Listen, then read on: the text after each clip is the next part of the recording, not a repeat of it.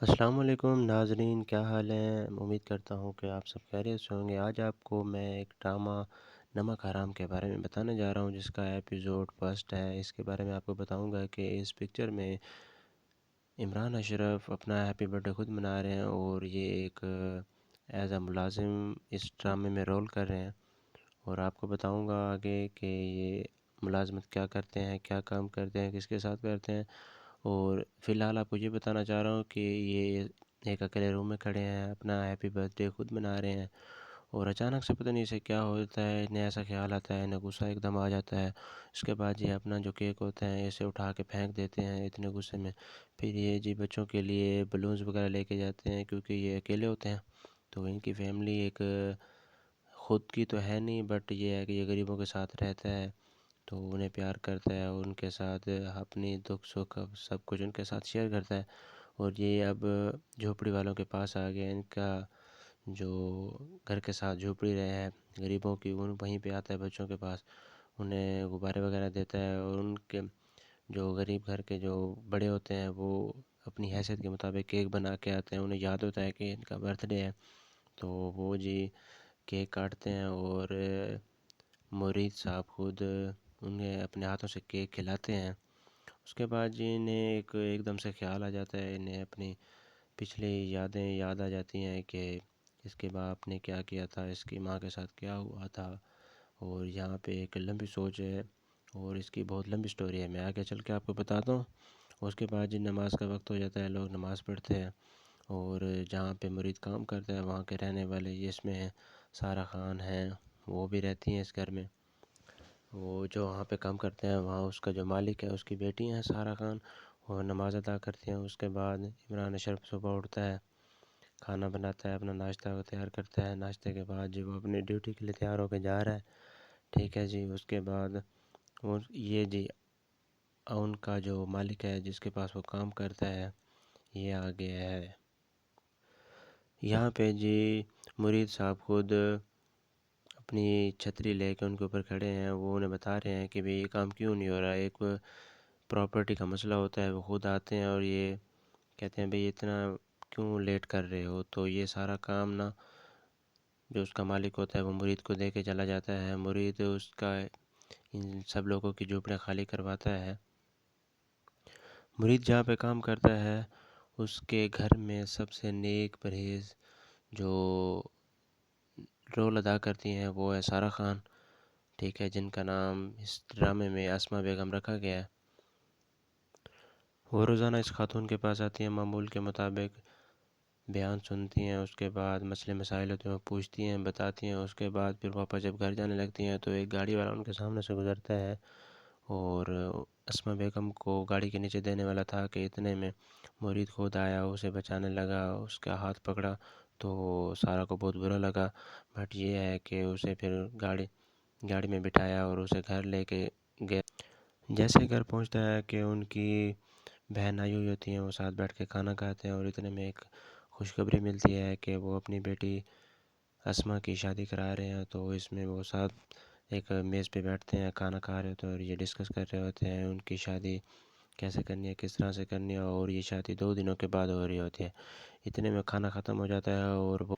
گاڑی لے کے کہیں اکیلے چلے جاتے ہیں، یہ نہیں بتاتے کسی کو، مرید کو بھی ساتھ نہیں لے جاتے، اکیلے چلے جاتے ہیں، گاڑی لے کے خود ڈرائیونگ کرتے ہیں۔ یہ اسما کی بہن ہے ایمل، جو وہ ایک ساتھ بیٹھے ہیں، ایک دوسرے سے باتیں کر رہی ہیں، اور اس کی بہن اسے شادی کے بارے میں بتا رہی ہے، خوشخبری دے رہی ہے کہ بھی مبارک ہو۔ اتنے میں ایمل کا منگیتر آ جاتا ہے جو اسے پسند کرتا ہے ایمل کو، بٹ ایمل کسی اور کو پسند کرتی ہے، وہ میں آپ کو بتاتا ہوں کہ کسے پسند کرتی ہے، تھوڑی دیر تک آپ کو وہ بھی بتا دیتا ہوں۔ اور اس کے بعد ایک دوسرے کے ساتھ بیٹھتے ہیں، گپ شپ کرتے ہیں۔ اسما بیگم کا جو والد ہوتا ہے وہ اکیلا گاڑی لے کے جو نکلتا ہے وہ سیدھا آ کے اپنی محبوبہ کے پاس آ جاتے ہیں، جو ایکس گرل فرینڈ بھی کیسے کہہ سکتے ہیں ہم، تو وہ اس کے ساتھ آتا ہے، جو عیاشی کرتا ہے، اس کے ساتھ بیٹھا ہوتا ہے، گپ شپ کرتا ہے، کافی دیر گزارتا ہے، وقت گزارتا ہے، ایک دوسرے سے محبت بھری باتیں کرتے ہیں، ایک دوسرے کو ایک محبت کا اظہار کرتے ہیں۔ اور اس کی جو گرل فرینڈ ہے وہ کہتے ہیں بھی مجھ سے شادی کر لو، بٹ یہ ہے کہ اسما کا والد کہتا ہے کہ نہیں بھائی، اگر میں نے اتنی عزت آپ کو دی ہے تو یہی کافی ہے، آپ شادی کے بارے میں نہ سوچو۔ اسما کو سب پتہ ہوتا ہے کہ یہ اس کا کزن پسند کرتا ہے ایمل کو، اس میں لیے وہ کھڑی ہو کے چلی جاتی ہے، بہانہ بنا کے کہتی ہے کہ میں کافی لینے جا رہی ہوں، اور انہیں اکیلا چھوڑ کے چلی جاتی ہے۔ پھر وہ گپ شپ کرتے ہیں، ایک دوسرے کے بارے میں بتاتے ہیں، پوچھتے ہیں، لیکن ایمل کو اس کے ساتھ بیٹھنا اچھا نہیں لگتا، اس لیے وہ جسے پسند کرتی ہے وہ اس کا فوٹو آگے مرید کو پسند کرتی ہے، اپنے ملازم گھر کے ملازم کو پسند کرتی ہے، اور جی اپنے ملازم کو کہتی ہے جی میں آپ سے پیار کرتی ہوں، آپ نہ میرے ساتھ شادی کر لو۔ بٹ یہ ہے کہ مرید کہتا ہے نہیں، آپ بڑے لوگ ہیں، آپ ہمارے مالک ہیں، میں نمک حرام نہیں بن سکتا، میں نمک حلال ہوں، میں نے اپنے مالکوں کا کھانا کھایا ہے، نمک کھایا ہے، وہ میں اپنا حلال کروں گا، میں نمک حرام نہیں بنوں گا، آپ بڑے لوگ مالک ہیں۔ مگر ایمل نہیں مانتی، وہ اسے سمجھاتی ہے کہ نہیں ایسا نہیں ہوتا، محبت کسی کی پابند نہیں ہوتی، جس سے بھی ہوتی ہے وہ یہ نہیں دیکھتی سامنے والا ملازم ہے، نوکر ہے، جو بھی ہے۔ بٹ عمران بس بتاتا ہے کہ نہیں میں نے ایسا نہیں کرنا، کیونکہ میرے باپ دادا نے یہاں پہ نوکری کی ہے، انہوں نے نمک حلالی کی ہے، میں نمک حرامی نہیں کر سکتا۔ اس میں تصویر میں دکھایا جا رہا ہے کہ یہ جو چھوٹا بچہ ہے یہ مرید ہے اور اس کا والد ہے، وہ اسے سمجھا رہا ہوتا ہے کہ نہیں، وہ ضد کر رہا ہوتا ہے کہ میں بڑے اسکول میں پڑھوں گا، لیکن اس کا باپ کہتا ہے کہ نہیں آپ چھوٹے اسکول میں ہی ٹھیک ہو، سرکاری اسکول میں پڑھو، وہ بڑے لوگ پڑھتے ہیں وہاں پہ، ہم غریب ہیں اور ہم نمک حرامی نہیں کر سکتے، ان کے مقابلے تک نہیں پہنچ سکتے۔ اس کے بعد لاکھ سمجھانے کے باوجود عمران اشرف خود اس کے آگے ہاتھ جوڑتا ہے کہ بھئی مجھے معاف کر دو، میں نے نمک حرامی نہیں کرنی، نہیں کرنی، نہیں کرنی۔ اور پھر وہ اسے کہتا ہے آپ چلی جائیں، مہربانی کر کے کوئی آ جائے گا دیکھ لے گا، اچھی بات نہیں ہوگی۔ یہاں پہ جو اس کا بہت دل دکھتا ہے، اس کی آنکھوں میں آنسو آ جاتے ہیں کہ آپ محبت کو ایسے دھتکار رہے ہو، میں آپ سے بہت محبت کرتی ہوں۔ مگر مرید کہتا ہے نہیں میں نے محبت نہیں کرنی آپ سے، میں آپ کا ملازم ہوں، آپ بڑے لوگ ہیں، بڑے لوگوں سے شادی کریں، غریبوں سے شادی نہیں کرتے، اور نہ ہی آپ کوشش کریں مجھے بھول جائیں آپ۔ یہاں پہ جی جو اسما بیگم کو دیکھنے والے آنے تھے لڑکا آ گیا ہے، یہ ماشاءاللہ لڑکا بہت خوبصورت ہے اور